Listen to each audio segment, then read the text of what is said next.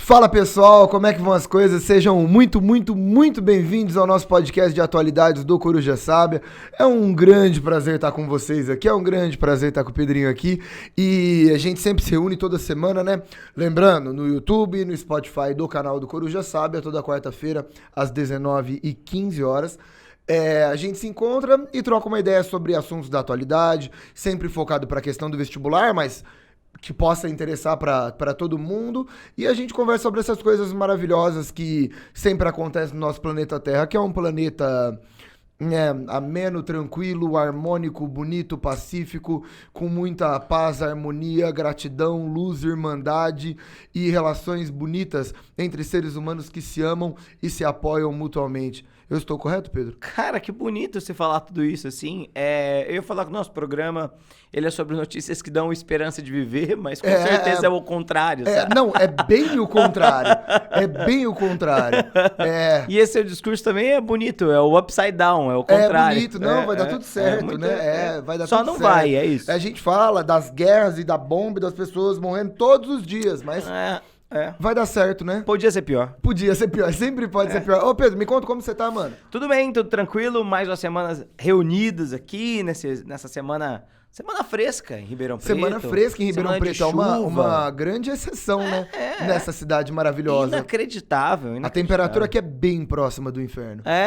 Eu acho que o inferno perde pra Ribeirão. Ok. E aí? Mas tá tudo bem, tudo tranquilo. Tá tudo certo, semana tá bem? a minha voz voltou, o que me deixa feliz verdade, novamente. voz bonita, potente. vozeirão. Faz um vozeirão aí. Antes de mais nada, eu gostaria de agradecer a honra de estar aqui presente.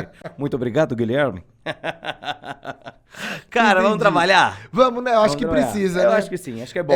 Eu leio a notícia? Você lê a notícia? O que você quer fazer? Pode ler a notícia, eu começo comentando a notícia. Cara, você que manda aqui. Beleza. Então tá bom, vamos lá.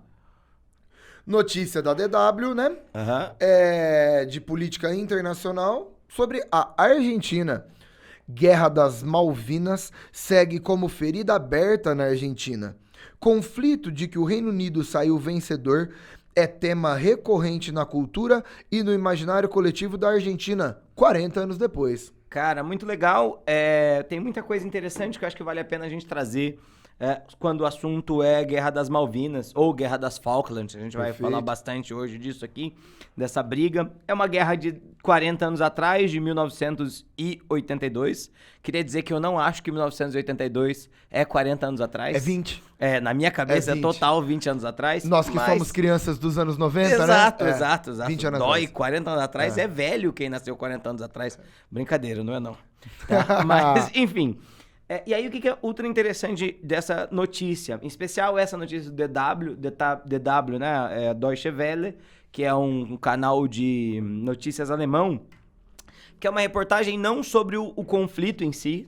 Eu e o Gui, a gente vai conversar sobre o conflito já, mas é uma notícia sobre a memória do conflito. Perfeito. E aí é interessante que a notícia aponta vários elementos que são: desde 1985, não passou um ano da história da Argentina sem a Argentina lançar um grande especial das guerras de Malvinas, das guerras das Malvinas. Então, pode ser uma mega reportagem jornalística, uma mega revista sobre o assunto, um filme, uma série, uma série, um livro e tudo mais.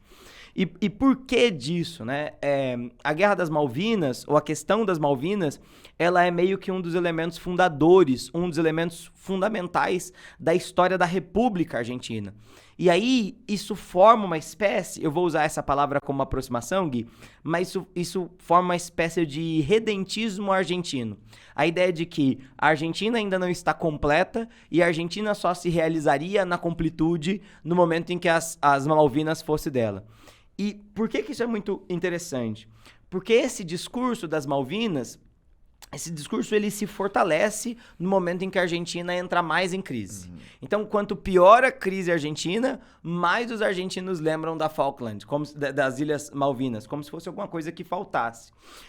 E essa discussão é uma discussão que é muito forte no finalzinho do século XX, principalmente, mas que vai ser, que tem suas raízes lá no século XIX, apesar de no século XIX não ser uma coisa muito importante para a Argentina. E aí, isso tem muito a ver com a maneira com a qual a Argentina construiu a sua história, entende? Principalmente a história ensinada na escola, e a gente sempre discute muito isso, né? Qual que é a função da história? A função da história é ensinar sobre o nosso passado, mas quando a história ela foi montada, ela foi criada para ser propaganda política, né? A história foi pensada para se organizar a história das nações, para que fomentasse um certo patriotismo, um certo nacionalismo. E existe muito uma questão de patriotismo e nacionalismo quando se fala dessa história das Malvinas, né? Você quer comentar alguma coisa, Gui? Cara, perfeito.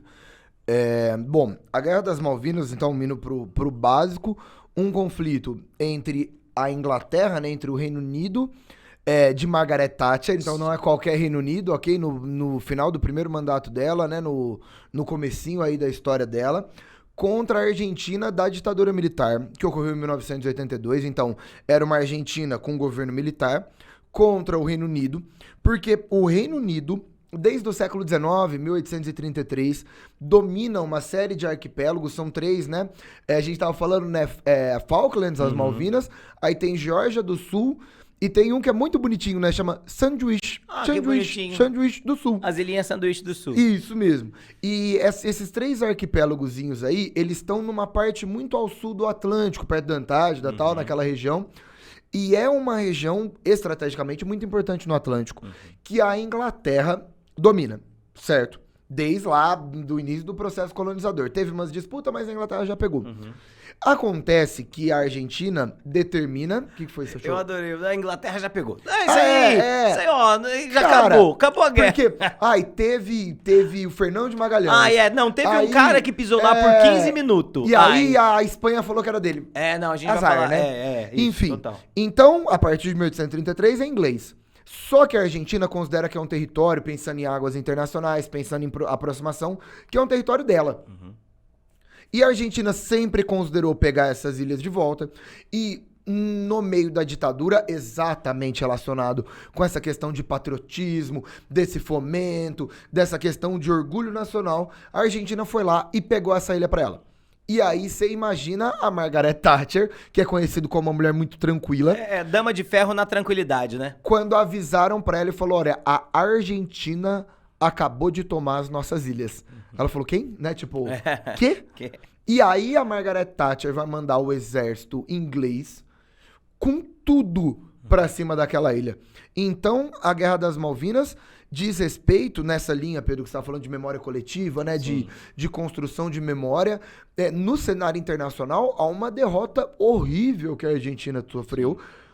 É claro, né? É claro, tipo, não precisa ser muito inteligente para pensar que uma guerra entre aeronáutica e marinha argentina contra a aeronáutica e marinha inglesa, a vitória seria inglesa, né? Sim. Né, assim... É até bastante impressionante que a guerra tenha durado bastante tempo. 2 meses. 2 meses. Exatamente. Exato. E é até inocente pensar que eles fizeram isso, né? Sim. Hoje, inclusive, isso não é brincadeira nossa, não. Todo mundo que analisa essa guerra fala, cara... que a Argentina achou? A Argentina imaginava que a Inglaterra teria uma postura neutra, que a Inglaterra não teria uma postura de retomar aquela região com agressividade. Foi um problema de inteligência, não no sentido de ser burro, né? Inteligência no sentido de estratégia geopolítica, né? Faltou aí uma inteligência. Então, a Guerra das Malvinas diz respeito a uma assustadora derrota que a Argentina sofreu, mas que hoje a Argentina ainda entende que aquela ilha pertence a ela. Então a Guerra das Malvinas é um problema, é uma ferida não curada, né? Um problema não resolvido. Porque a Inglaterra ainda entende que aquela ilha tem que ser dela. Então existe um impasse aí, né? Hoje existe uma super memória sobre os mortos nessa guerra, é famoso, né? Foram 649 soldados argentinos que morreram. E morreram, assim, de formas horríveis, porque, de novo, a Inglaterra foi com tudo, tá? A Inglaterra foi com tudo. E aí, por conta deste fator, estamos ainda num caso aberto, que ainda gera essa ferida e que ainda gera uma luta argentina, né? Uma revolta do povo argentino, uma busca por essa questão dentro do governo, né? Ainda existe esse problema das Malvinas. Do ponto de vista dos símbolos nacionais, né? Na Argentina é muito comum entre os adolescentes, de idade... acabaram de sair da escola, estão entrando para a faculdade, os meninos, principalmente, fazerem tatuagens. As Malvinas são argentinas.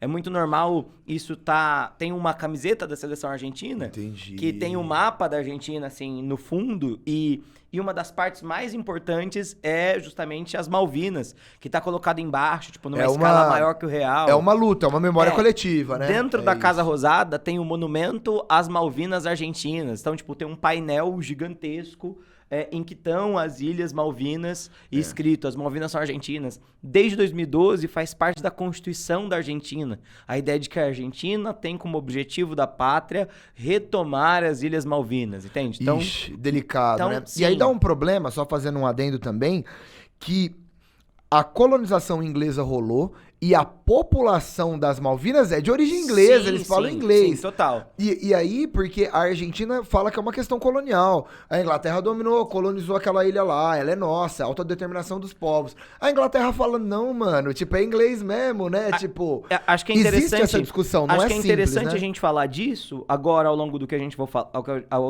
for explicar o que é o atrito desde o começo, porque vai ser interessante ver como que as coisas mudam. Porque uma coisa é a questão colonial, que sim está presente, mas uma outra coisa fundamental é a autodeterminação dos povos.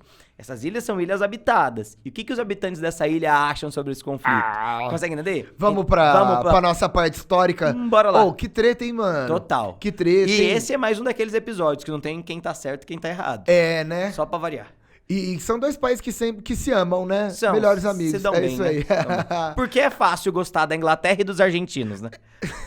Cara, que belíssimo comentário. Dois povos, né? Que o Brasil tem esse amor, né? Tem essa situação. Tem. É isso, cara. É com esse comentário que a gente encerra o primeiro bloco e vamos falar sobre a questão do histórico. Roda essa vinheta pra nós. Pedrinho, a gente já, em episódios da China, já fomos pra 2000 a.C. Em episódios da Índia, a gente já foi pra 6000 a.C. Em episódios da Escócia, foi bem tranquilo, a gente foi pro século I a.C. Sim. Já falamos do Oriente Médio, que aí, meu irmão, a gente vai lá na Gênesis. Pra onde que a gente vai? A gente vai bem perto, 1690. 1513 ontem. Talvez. Né? Ontem. Bom, bem ontem mesmo, se a gente for pensar tudo, né? O que acontece? Curioso, a gente não tem certeza, não dá pra saber, na verdade, se as Malvinas tinham alguns povos autóctones, né? Alguns vão dizer que durante um período de tempo sim, outros vão dizer que nunca as Malvinas foram habitadas, então por isso não faz nenhum sentido voltar pro período pré-colonial ou coisa parecida. Nós temos, por conta dessa questão, que envolve bastante a Argentina, uma disputa entre quem foram os primeiros a conhecer as Malvinas e estabelecer algum contato nas ilhas. Então, os argentinos defendem que os primeiros a chegarem às Malvinas, né, foi o primeiro, na verdade, foi o grupo do Fernão de Magalhães. Fernão de Magalhães, que é o cara que primeiro circunnavega o planeta Terra, né? Se eu não me engano, 1512, 1514, né, esse intervalo de tempo. Então, bem no comecinho do 1500, e aí, como ele está a serviço da coroa da Espanha, os espanhóis falam, então é uma conquista espanhola. A verdade é que a primeira vez que as Malvinas são realmente anotadas em um mapa é 1690, por um capitão inglês chamado John Strong. Só que, apesar de encontrar, estava lá na carta náutica. Ó, encontramos aqui uma ilha com X distância em relação ao continente, no meio do Atlântico, igual tantas outras a Inglaterra fez, né? Lembrando que a Inglaterra tinha essa preocupação também da navegação dos mares, muito vinculada com o comércio de especiarias, né? Muito vinculada com o estabelecimento de entrepostos comerciais. Vale lembrar também da ideia de parar nessas ilhas para abastecimento. Um navio tinha uma autonomia relativa no oceano, mas, por exemplo, um navio saído da Inglaterra que quisesse chegar até o Peru, que tivesse que contornar ali o Estreito de Magalhães, ele teria que fazer várias paradas, porque o navio não sai de um lugar e vai direto para o outro. É impossível pensar nas navegações portuguesas sem pensar em Madeira, sem pensar em Açores. Impossível pensar na Espanha sem pensar nas Canárias, né? Tipo, é importante você ir determinando essas ilhazinhas no meio do caminho, é lá que você para. Sim. E a mesma coisa vale pro Caribe aqui, né? Antes das frotas do Tesouro alcançarem o alto mar, elas paravam nesses lugares e tudo mais. Bom, colonização de fato, 1764 é o ano, E aí, curioso, que em 1764 você tem o início de uma colonização francesa. Nossa, os franceses estavam na loucura em 1764. E os ingleses também em 1764. Curiosamente, um sem saber do outro, tá? Eles colonizaram lugares diferentes. Os franceses desistem rápido dessas colônias. Então, em 1766, 2 anos depois, os franceses simplesmente falam, não vai dar. Eles hasteiam a bandeira branca e abandonam as suas pretensões. E em 66, os espanhóis substituem os franceses, né? Os espanhóis vão mandar, dessa maneira, uma espécie de expedição exploratória e vão, a partir desse momento, começar um certo povoamento, mas preocupado com pesca, tá? Preocupado com aviso, muito mais do que preocupado com qualquer coisa possível. O território das ilhas não é um território tão extenso, não existe nada do interesse comercial ou econômico tão grande. O interesse é, como nós já mencionamos, o interesse estratégico. Mas, nesse momento aqui, a gente está falando ainda de navios de madeira. Os ingleses também parecem perder um pouco o seu interesse. E em 1774, os ingleses saem das ilhas. Então, deixa tudo para os espanhóis. Fala, todo o Cone Sul tem a ver com a Espanha, a Inglaterra está indo embora, muito obrigado, acabou tudo. Bom, dessa maneira, as ilhas vão ficar sob controle espanhol até o 1800, ali o comecinho do 1800. Só que é bom lembrar que, nesse momento, a gente tem as agitações do Napoleão Bonaparte na Europa, né? E o Napoleão Bonaparte, principalmente ali a partir do 1804, a fase imperial, né? O 1804 ao 1815, correto? Nós temos esse Napoleão Bonaparte agitando as suas questões imperiais.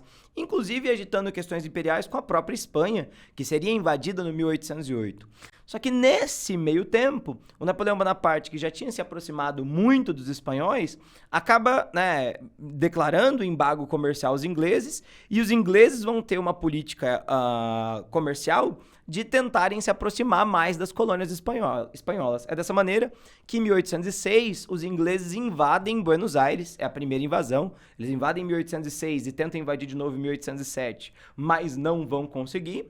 E nisso, o regimento espanhol que estava nas ilhas até esse momento vai para a Argentina. Eles acabam, primeira vez, expulsando os ingleses, a segunda vez, segurando os ingleses.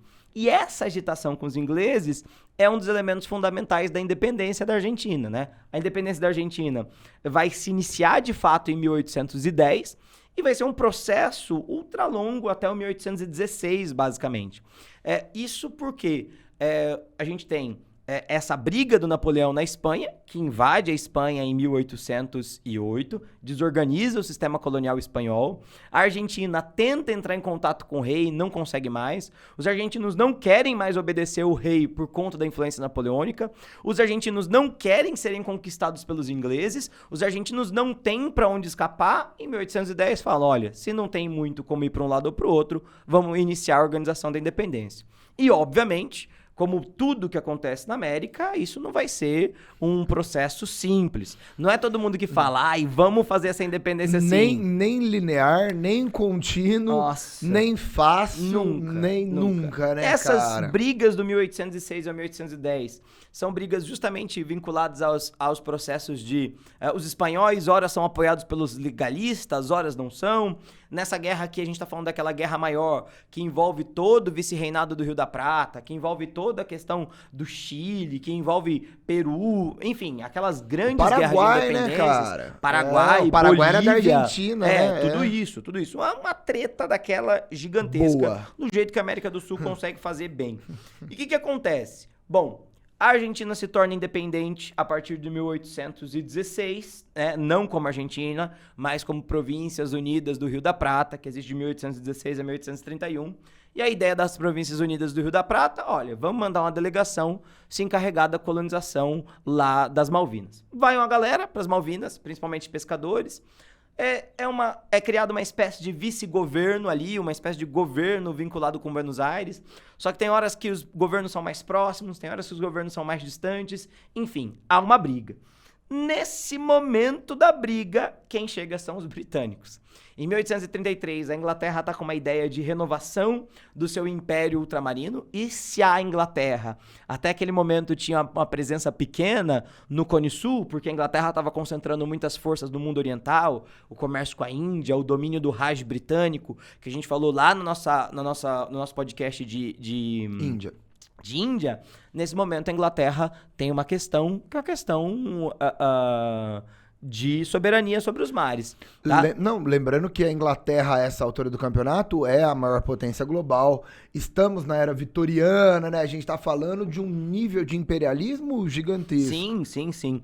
E, basicamente, os ingleses impõem o seu domínio sobre a ilha em 1833. E aí, os argentinos, que têm seus problemas internos, né? A ideia da consolidação do domínio de Buenos Aires, a ideia da unificação das províncias e tudo mais, realmente abandonam as Malvinas. A coisa é essa. Eles deixam as Malvinas pra lá. Os ingleses, nesse momento, começam a trazer escoceses, irlandeses e indianos para iniciar o processo de colonização. E aí, Gui, do princípio daquilo que a gente sempre conversa, da ideia do uti possidetis, a ideia de que a posse pertence àquele que ocupa, isso estabelece o fato de que a posse pertence à Inglaterra. Então, se os ingleses, se a gente vai pegar a população das ilhas, a população dos arquipélagos é uma população de origem inglesa e que remonta suas origens à Inglaterra, entende? Então, esse é o processo. É um processo de que os espanhóis têm reivindicação? Sim. Um processo que os argentinos têm reivindicação? Sim. Mas quando a gente olha para a população tipicamente inglesa. Mas não é a última vez que isso vai dar problema, não é, Gui? Nunca é. E aí, posso? Pode, vai lá. Posso entrar? Muito louco, né, cara? Muito louco, muito bem colocado. E interessante essa questão populacional. Então, cara, me leva a crer que não é uma discussão simples de colonização, né? E é diferente, por exemplo, que a Inglaterra fez na África do Sul, que matou e arrancou a população local pra colocar uma população dela. É diferente. Sim. De novo, você falou que é uma ilha que a gente nem sabe se tinha população nativa ali, né? É diferente. Exatamente. Isso é uma discussão, hein? É delicado, né? É uma discussão muito grande. É muito parecido com a discussão que o Brasil tem com as suas terras, as suas águas. Como, por exemplo, o arquipélago de São Pedro, que é o último limite que é São Paulo e São Pedro, se eu não me engano, inclusive, que é o último limite do Brasil. E aí, tipo, lá é brasileiro, mas ninguém mora lá, sabe? Só que o Brasil mantém uma base de pesquisas constantemente e sempre tem um brasileiro lá pra falar, ó, é ocupado, portanto pertence ao Brasil. Nesse caso, eles perderam isso. Não existia um argentino ali e os ingleses chegaram, né? Delicadíssimo. Exato. Bom, vamos lá então. A história argentina do século XX, entrando já no século XX e levando essa questão pra perto da guerra, é uma história, Pedro, veja se você já ouviu alguma coisa parecida assim. É uma história instável, cheia de golpe militar, cheia de grandes e pequenas ditaduras, cheio de um governo tirando o outro, cheio de conflito por conta do domínio descentralizado que existia de latifundiários e uma questão de briga entre classes médias urbanas associado já a uma lógica mais industrial, brigando muito com o poder latifundiário e aí uma elite ruralizada. É Brasil? Muito... É Bolívia? É Venezuela? Brasil, é México? Venezuela, Você México. pega o país que você quiser, meu irmão. Pega o país que você quiser. É Nicarágua? É México? É Bolívia? É Chile? Pega onde você quiser. É Uruguai? Pega onde você quiser. Cara, a história da Argentina é complicada e eu não sei se eu vou falar uma besteira agora, tá? Pode ser ignorância da minha parte. Mas me soa até mais confusa que a brasileira. Eu também Sabe acho. por quê? Porque no Brasil, quando você tem um período de ditadura, é ditadura. Aí tem um período democrático, é democrático. Cara, a Argentina fica indo e voltando. Tipo, ó, no Brasil a gente tem, no século XX, ó, período oligárquico. Cara, são os presidentes da oligarquia. Depois tem o Vargas, que é um cara que entra e ele vai fazer uma ditadura. Cara, na Argentina, a primeira metade do século XX é uma briga. É um governo civil, é um governo militar, aí entra um latifundiário. Não existe uma continuidade. Sim. Cara, o Brasil tem uma ditadura militar, né? O Brasil tem uma ditadura militar que vai de 64 a 85, com os 5 presidentes lá famosos, que vai do Castelo Branco ao Figueiredo.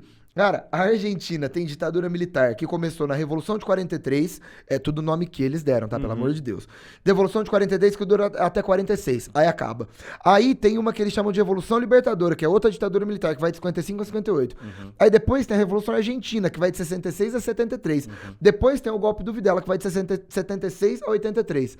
E no meio disso tem os governos civis, os governos populistas, né? O Perón, que é o grande cara. Vai, aí volta, aí volta. Não tem uma continuidade E lá do tem período. uma outra questão curiosa, que algumas ditaduras perseguem os membros das antigas ditaduras, assim. Então, isso é uma coisa impressionante. Eu não gosto dessa ditadura, eu gosto dessa. Eu sou né? uma ditadura. Terrível, terrível. Cara, e aí qual que é o lance? Bom, primeiro ponto, a questão das Malvinas é uma questão patriótica. É uma questão que envolve orgulho nacional. Então, governos que vão atrás dessas ilhas são governos que utilizam como instrumento do seu poder a questão patriótica. É isso, né? Então, quanto mais o governo se envolve para esse lado de um nacionalismo, de um orgulho de ser argentino, de uma questão de tentar uma união nacional em cima desse líder, ocorre uma maior preocupação.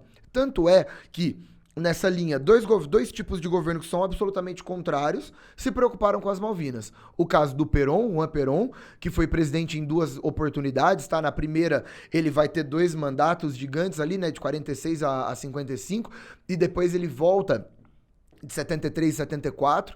O primeiro ele governa, 10 anos, e depois ele volta 1 ano só porque ele morre, e aí a vice dele é a Isabelita, né, Perón. Ele tem um costume de colocar como vice as esposas também. Isso mesmo, isso mesmo, exatamente. A Evita, né, a Evita vai tentar, mas arrancam ela, né. A Evita morreu com câncer de útero aos 32 anos de idade, se tornou talvez a figura mais cultuada, né, da história da Argentina, a primeira esposa do Perón.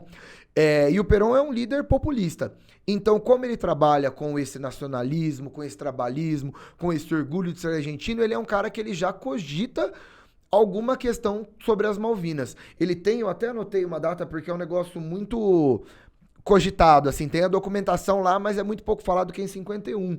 Então é no começo do segundo governo dele aí, ele já cogita tomar as Malvinas. Só que isso não ocorre. Bom, o Perón sai, e aí tem mais 2 ditaduras militares, né? Tanto que no meio ele entra de novo.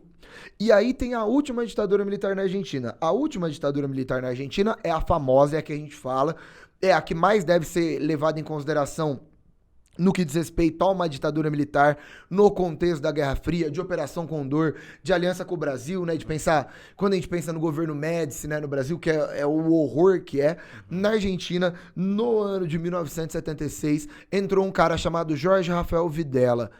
É o nosso Médici, né? Sim, é o cara que carrega muitos corpos ali nas costas dele, que carrega acusações de terrorismo de Estado, que carrega acusações, centenas de acusações de violação de direitos humanos, de assassinato, de perseguição e de coisas horríveis, tá? E o Jorge Rafael Videla, ele é a marca, ele é o grande nome, sem sombra de dúvidas, no que diz respeito à questão de uma ditadura da Argentina. E no governo dele, em 1978, já teve uma treta territorial, que não foi com a Inglaterra, foi com o Chile. Lá na região da Terra do Fogo, sabe, Pedro? Lá na Patagônia, né, extremo sul. Tem o estreito, olha que bonitinho também, outro nome bonitinho. Estreito de Beagle. Beagle, é bonitinho, não é bonitinho? E aí no estreito de Beagle teve essa treta com o Chile, que ainda permanece, de novo, não foi resolvido, e ainda é uma questão territorial da Argentina. Chile e Argentina, inclusive, tem uma disputa sobre quem é a nação que detém o território mais ao extremo sul da América, isso mesmo, né? É aí que tá. E aí a Argentina fala que tem a ver com eles por conta do território ser habitado, os chilenos não, né? E aí tá nessa linha. Então eles brigam sobre aquela região da Terra do Fogo até hoje. Bom, o Jorge Rafael Videla é afastado do poder, ele coloca E isso não dá pra falar, tá? A Argentina, a ditadura argentina, ela tem um número de mortos e perseguições que é um negócio absurdo, e ela enfia a Argentina numa crise econômica que é um negócio absurdo. Tanto é que hoje, pessoas favoráveis à ditadura militar dentro da Argentina é um negócio assustadoramente raro, tudo bem? Diferente do que a gente encontra hoje no Brasil. Então, a situação da Argentina foi tão complexa e tão escancarada. O Videla foi preso, tá bom? Ele cometeu todos os crimes e isso é muito escancarado e muito claro. Ninguém tem dúvida disso. O Jorge Rafael Videla, ele renuncia, e aí vão entrar vários militares depois dele até 83 que governam por pouco tempo. Um deles, né, um dos personagens mais importantes da nossa aula, Leopoldo Galtieri. Galtieri é o cara que ele vai ver uma Argentina numa linha bem difícil no que diz respeito à questão econômica. Ele vai ver uma ditadura muito descredibilizada e ele vai entender que era necessário algum projeto, algum plano para tentar reavivar o governo, tentar favorecer o governo, tentar entrar nessa linha.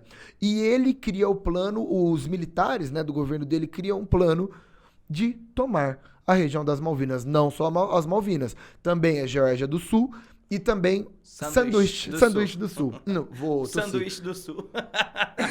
Só um detalhe, né, Gui? Esse número, o número de mortos e desaparecidos políticos da ditadura argentina gira ao redor de 30 mil pessoas. Né? Assustador. Esses são os números oficiais da Comissão da Verdade Argentina. Assim, cara, né? 30 mil 30 mil pessoas. É um governo genocida, abertamente genocida. Terrível. Bom, legal esse dado. Sim. Bom, vamos lá. A ideia é... A região das Malvinas é uma região muito pacífica. Tem uma população nativa lá, tem poucos mil habitantes, né? Acho que 3 mil mil habitantes. 2.900 habitantes. E tem as outras ilhazinhas lá que tem mais pesquisador do que qualquer coisa. E a Inglaterra tava numa época... Pesquisador do que gente. Mais pesquisador do que gente. Pensador tem bastante, ser humano pouco. E aí, qual que é o lance? A ideia é... Vamos pegar aquelas ilhas lá, que ninguém vai sacar o que tá acontecendo. A Inglaterra nem liga pra aquilo lá. A Inglaterra tava numa convulsão social maluca. Era o primeiro mandato da conservadora, né? Margaret Thatcher, o thatcherismo, a ideia do neoliberalismo dentro da Inglaterra. A Inglaterra tá numa convulsão social doida. Eles não estão nem aí pra isso. Cara, fizeram uma operação e com a maior facilidade do mundo, tomaram as Malvinas. Bom, passado 3 dias... Essa informação dentro da Inglaterra virou um absurdo. Por quê? Porque vai ter eleição para primeiro-ministro. E a Margaret Thatcher tá malzona, cheio de problema trabalhista. A Margaret Thatcher, ela perseguiu legal, né? Sindicalista, bateu legal, né? No pessoal pobre lá na rua da Inglaterra. E ela tava muito impopular. A Inglaterra tava numa convulsão social. Qual que é a sacada? Maravilha usar essa guerra como forma de melhorar a minha popularidade. E aí a Inglaterra vai fazer uma investida militar para expulsar esses argentinos que tomaram essa ilha. É muito estudado, e a gente, na matéria, né, do DW que a gente falou, tem muito essa questão de como que, quando isso rolou, teve comemoração, né, na rua, a galera curtiu. Foi um evento que em Buenos Aires foi grandioso. Sim. Bom, só que a Inglaterra foi com tudo. Cara, a Inglaterra vai muito forte, né? Os caças ingleses, a marinha inglesa, né? Vamos lá, o que é a história da marinha inglesa, né? O que é a armada inglesa? Sim, a rainha dos mares. Rainha, né? dos mares. Cara, a gente tem 200 e pouco, acho que eu tenho esse número, 255 soldados britânicos que morreram, 649 soldados ingleses. Soldados argentinos, perdão. Soldados argentinos. É uma situação horrível, porque na última batalha, quando eles estão tomando lá a região de Puerto Argentino, cara, o exército argentino se rende, porque senão seria um massacre de milhares, ok? E aí mandam a informação, mandam a ordem de rendição, eles se rendem na hora, senão seria horrível, tá? A gente fala muito sobre a questão do trauma psicológico dos soldados argentinos que lutaram lá, porque o que dá a entender pra gente, historiador que estuda essa guerra, é que a Inglaterra foi com tudo e foi, mano, pra dar quase que uma punição exemplar, né? Sim. Pra falar, ó, não faz isso, não tenta isso, porque se vocês tentarem é assim que a gente resolve. A represália inglesa é muito pesada. Pensa no que são os caças ingleses. Pensa no que são os grandes barcos ingleses, né? As fragatas inglesas. Ao mesmo tempo que, pelo fato de na Argentina essa guerra ser uma guerra muito romântica, os soldados que perdem o conflito acabam ficando com uma ideia de responsabilidade, de que se eles tivessem lutado mais, talvez eles tivessem ganho a guerra, né? Tem um dado terrível que nos primeiros 10 anos depois da guerra, cerca de 600 ou 300 soldados que lutaram se suicidaram depois do conflito, assim, sabe? Uma coisa muito terrível. Isso tem um significado, né? Isso tem um significado. Tem um significado simbólico muito grande dentro da Argentina, louco, né? É muito louco essa questão militar, fazendo um parênteses aqui, desculpa, vou dar uma viajada. mas essa questão militar que as pessoas vão com o intuito de dar sua vida por aquilo lá, né? É um nível de nacionalismo, não sei, difícil pra mim, difícil de entender. Isso, é uma galera que tá lá e tá dando a vida por aquela questão nacional, né? E eles carregam esse peso, né? Tem bastante a ver com o fato, assim, né, de que essa mentalidade militar tá muito associada a esses valores, né, que são valores muito grandes, a pátria, a nação, o povo e tudo mais, que faz parte da formação militar, de colocar esses valores acima da sua própria vida e tudo mais. E o choque pra gente é que a gente, como historiador, a gente sempre encara esses valores como valores que não são reais, são valores construídos. São valores construídos por determinados grupos e que dentro do militarismo, esses valores construídos por determinados grupos são o valor da corporação, assim.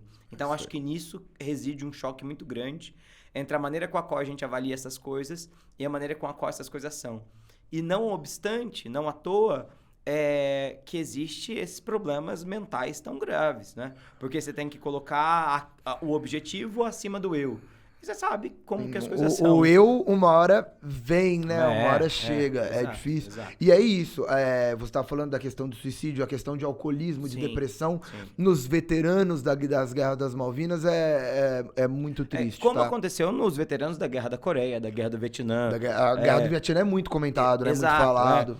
Mesmo nos Estados Unidos não gosto de falar disso, mas mesmo a Golden Generation, mesmo os caras que lutaram na Segunda Guerra Mundial, estresse pós-traumático é uma situação muito grave desses soldados. A galera que voltou do dia D, né? Que essa galera... Exato. É isso aí. E aí sempre, né? Essa é a grande discussão em relação à questão desse militarismo, né? Perfeito. De que, olha, esses são os nossos soldados, são os nossos guerreiros, os nossos homens bravos, aqueles que não questionam nada. Mas qual que é o resultado disso? Né? Enfim. Uma hora questiona, né? Uma hora questiona. Bom, voltando pra guerra então. A represália inglesa foi avassaladora, tá? Foi avassaladora mesmo. De novo, a Inglaterra, no último ponto ali, obriga a galera a se render e a Argentina se rende. Senão a gente teria um saldo de milhares e milhares e milhares e milhares. A Inglaterra retoma as Malvinas. Primeiro ponto, vamos lá para as questões de consequências imediatas. Primeiro ponto, isso cai como um horror dentro da Argentina. Galtieri é obrigado a renunciar e é obrigado a convocar a eleição, tá? Então você precisa associar o fim do governo ditatorial argentino às Guerras das Malvinas. Então entenda o fim desse período como um fim relacionado à derrota na guerra. Tanto é que no Brasil essa ditadura dura mais 2 anos aí, né? O Brasil a gente cai, que bom, né, em 85. No Chile vai até 90, né? O Pinochet não larga o osso de jeito nenhum. Aos trancos e barrancos, né? Mas vai. Então a Argentina tem, na América Latina, o caso de um dos primeiros países a acabar com a sua ditadura militar. Exatamente pelo fato de que essa derrota desmoraliza o governo. Mas... quase que pior, né? E essa é a grande piada. A Argentina fez Margaret Thatcher se reeleger. Sim. Ela estava com um nível de popularidade baixíssimo. De novo, as políticas de Estado mínimo que ela tinha na Inglaterra, as políticas neoliberais, cara, cortou direito de todo mundo, cara, flexibilizou a medida trabalhista e ela estava brigando com o sindicato, brigando com o trabalhador. Ela estava numa onda muito impopular. Eu acho que é um programa muito interessante falar sobre neoliberalismo no século XX. Falar sobre o caso estadunidense e o caso Margaret Thatcher. Acho que esse é um programa a Vamos fazer uma dessa. Sim. É bom que a gente vai ter ideia de programa durante o programa, né? Isso é bom. É bom guardar. Guarda. E aí, gente, qual que é o lance? Margaret Thatcher, em 83, vai se reeleger e novamente será a primeira-ministra inglesa. E ela fica até 90, meu irmão. Ela fica até 90. E aí a galera que não gosta dela, né? A galera que é muito... que é opositora a Margaret Thatcher, e ela tem bastante dessa galera, né? Os trabalhistas, a galera de uma linha mais popular ou da esquerda fala assim, ó, a culpa daqueles 10 anos horríveis da Inglaterra é da Argentina, né? É da Argentina. Porque a vitória dela, né, nas Malvinas criou um boom de popularidade muito interessante, beleza? Excelente. Então vejo dessa forma, lembrando que depois Na Argentina entra o Alfonsín e no Brasil, depois da ditadura, entra o José Sarney, e eles criam uma aproximação que vai dar origem ao Mercosul depois. Então existe uma aproximação Brasil e Argentina muito grande. E no caso das Guerras das Malvinas, lembra que a maior parte das potências internacionais obviamente apoiaram o Reino Unido, inclusive os Estados Unidos, tá? Por isso é impensável uma vitória da Argentina. É impensável, mas como a gente vai falar agora, esse problema ainda persiste. Certo, Pedrinho? Perfeito. É isso. Vamos falar um pouco da questão atual, né? Como que estão essas relações aí rapidão. É o nosso último pra bloco, ver né? Mais como um tá. bloco. Vamos lá? Perfeito. Então vamos mandar mais Bora um lá. bloquinho aí e joga pra nós. Bom, cara, antes disso, antes de chegar em questões atuais, bom, tem a ver com questões atuais, na verdade. Eu quero começar falando um pouquinho do Brasil nessa relação. Afinal de contas, o Brasil viveu uma ditadura militar lá em 1982 também. Era o final, né, do governo do João Batista Figueiredo. A coisa já estava dentro do processo da abertura lenta, gradual e segura, né, que lá atrás o Geisel havia prometido. Mas o que eu quero chamar a atenção dessas relações? Há um comentário de que por pouco o Brasil não entra na guerra das Malvinas, curiosamente. Isso porque existia um avião, né, os bombardeiros ingleses saíam de uma base muito distante das Ilhas Malvinas para atacar as Ilhas Malvinas. Um piloto de um desses bombardeiros, um piloto inglês, errou a rota do retorno do bombardeiro e ele acabou optando por descer em um aeroporto do Brasil. Rio de Janeiro, né? Quando o bombardeiro entrou no espaço aéreo brasileiro, os soldados, né, a aeronáutica brasileira estava muito atenta por conta dessas tensões que estavam acontecendo. Eles emitem alerta para a aeronave desviar a rota. A aeronave não desvia a rota justamente porque não teria como. Ela ia cair por falta de combustível. E aí eles pedem para descerem no aeroporto no Brasil e tudo mais. E a Marinha Brasileira concorda. Só que assim, o Brasil nessa guerra é um país neutro. E pelas regras da neutralidade, toda a tripulação e o navio são prisioneiros do Brasil a partir do momento que isso acontece. Então, o avião... Falei navio, né? Não, mas falei beleza. enfim. Mas poderia ser, avião, né? O avião é preso no aeroporto no Brasil. Nisso, a carga, né, o material bélico é confiscado, então as armas passam a pertencer ao Brasil a partir daquele momento. Os pilotos, se transformam em prisioneiros do Brasil e a aeronave deve ficar fora do combate até o final da guerra. É super bonitinho a regrinha, né? E aí a Inglaterra fica brava, fala, não tem como fazer isso e tal. O Brasil fala, amigo, regra de guerra, se você quiser brigar, briga, eu não vou fazer nada. E aí a gente combina, devolve os soldados e devolve o avião, desde que nem o avião nem os soldados voltassem à guerra, tá? Mas 2 dias depois a guerra acabou parando. Em relação a hoje, a posição do Brasil sobre a Argentina e as Falklands é uma posição neutra favorável à Argentina. Então, o Brasil não diz que a Argentina tem reivindicação sobre o território. Então, nunca o governo brasileiro falou, olha, as Falklands devem pertencer à Argentina ou emitiu isso.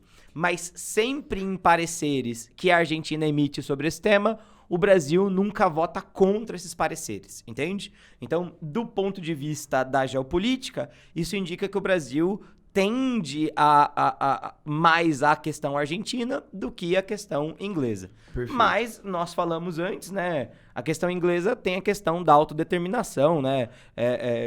Delicado, né? Comunicar, falar um pouco mais sobre a situação hoje. Bom... primeiro ponto, a Argentina e Inglaterra não tiveram nenhuma relação diplomática até 1990, que foi o governo da Margaret Thatcher. Então, quando a mina tava lá, não abra a boca pra falar de Argentina aqui. Primeiro ponto. Então, as relações foram retomadas em 1990 e a ideia é ter uma relação amistosa e tranquila. Mas, cara, de 1990 até hoje, vira e mexe aparece um problema por conta disso. Por quê? Porque, de novo, cara, lá tem população inglesa, que é uma população favorável ao domínio inglês. Isso é muito delicado. É uma população que já teve um monte de plebiscito. E a população fala, a gente quer essa da Inglaterra, a gente é inglês. E isso é delicado. Tanto é, uma curiosidade boba aqui, quando a Inglaterra quando a Argentina toma o domínio das Malvinas, no comecinho da guerra, eles obrigam todo mundo a falar castelhano.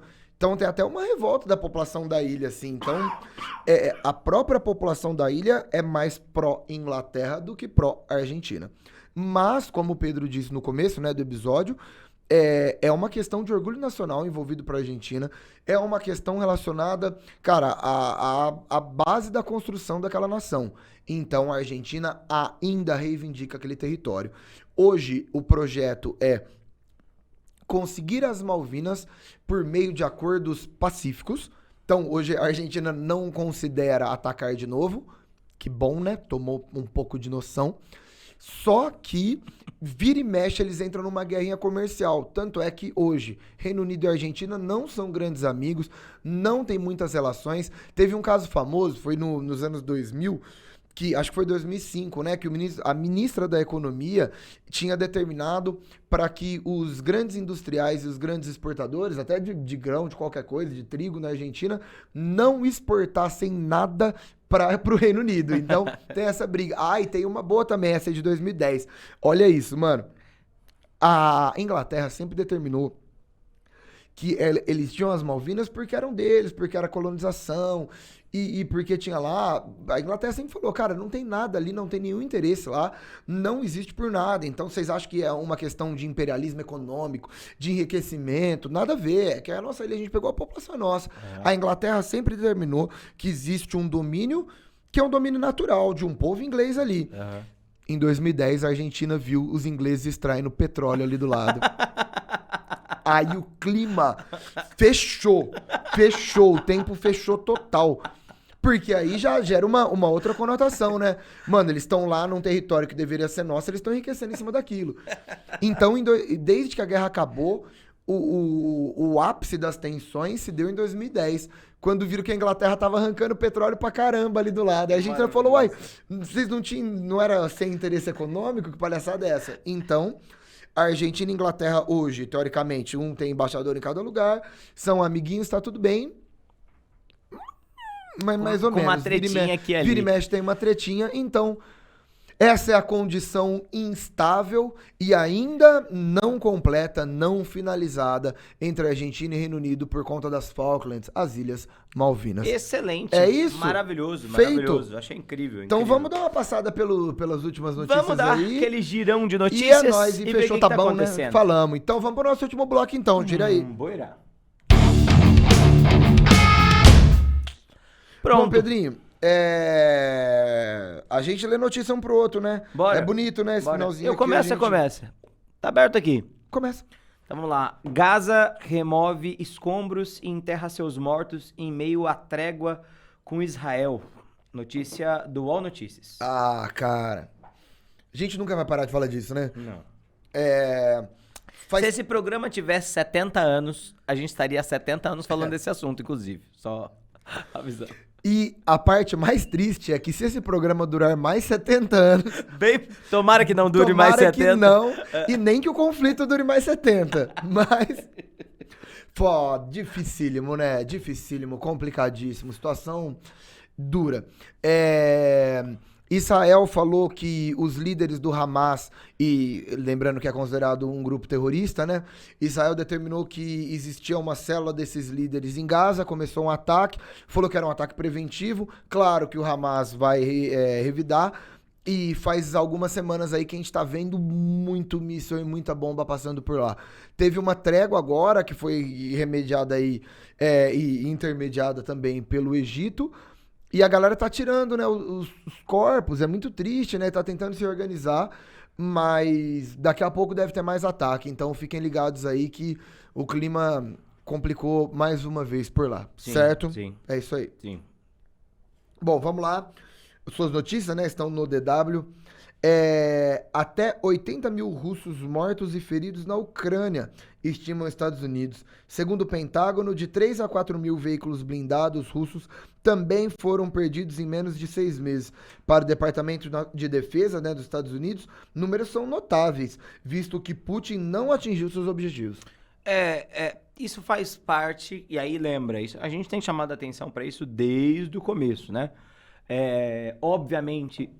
Toda vez que a gente pensa em uma notícia que vem através do Pentágono sobre essa guerra, ela tem que ser tomada sempre com a colher de sal, né? Uma precaução maior, perdão. Mas é interessante, lembrando, né, que nós conversamos bastante sobre isso aqui, mas é uma guerra ultra longa, que não dá sinais de redução, muito pelo contrário, de toda maneira, a todo momento você ouve falar de outros ataques. Teve até uma notícia de hoje, mais de manhã, de que uma base russa foi atacada com mísseis ucranianos. Lembrando que a Ucrânia tem tido esse auxílio do mundo ocidental muito grande, ao mesmo tempo que a Rússia não tem dado sinais de enfraquecimento. Então, essas notícias, elas mostram pra gente a única coisa, né, que a gente consegue ver de fato, que é o horror que a guerra é. A gente tá falando de 80 mil vidas perdidas por uma questão terrível, uma questão com pontos não claros de ambas as partes, e além do prejuízo econômico, que é sempre reconstruível, esse prejuízo em vidas humanas terrível, né? Bom, para sua próxima notícia, Gui. Vai lá. Vamos para Estados Unidos, que prometem que vão proteger as Filipinas. Filipinas a gente não falou aqui ainda. Olha só. Caso a China ataque, diz Blinken. É isso aí. Bom, com todas as tensões no Taiwan, né? A gente falou disso na semana passada, da visita, da situação, do clima dos exercícios militares da China. A gente tem as Filipinas ali do ladinho, né? E qual que é o lance? Os Estados Unidos têm uma relação muito próxima com as Filipinas. Desde lá da treta com o Japão, né, Pedro? Na Segunda Guerra Mundial, do imperialismo japonês, do império do sol nascente, fascistão japonês querendo dominar tudo, os Estados Unidos se colocou como um protetor das Filipinas. Sim. E aí, devido a essa questão histórica, como Taiwan e as Filipinas estão lá do ladinho, tá todo mundo falando. Imagina a galera das Filipinas, né? Com um medaço, né? Falou, ó, se der problema ali no Taiwan, sobra pra nós. Aí os Estados Unidos já falou, opa, Filipinas é amigo nosso e ninguém mexe. Então, claro, né? Os Estados Unidos tá cheio das provocações com a China. Sim. E uma delas é essa, claramente aberta, né?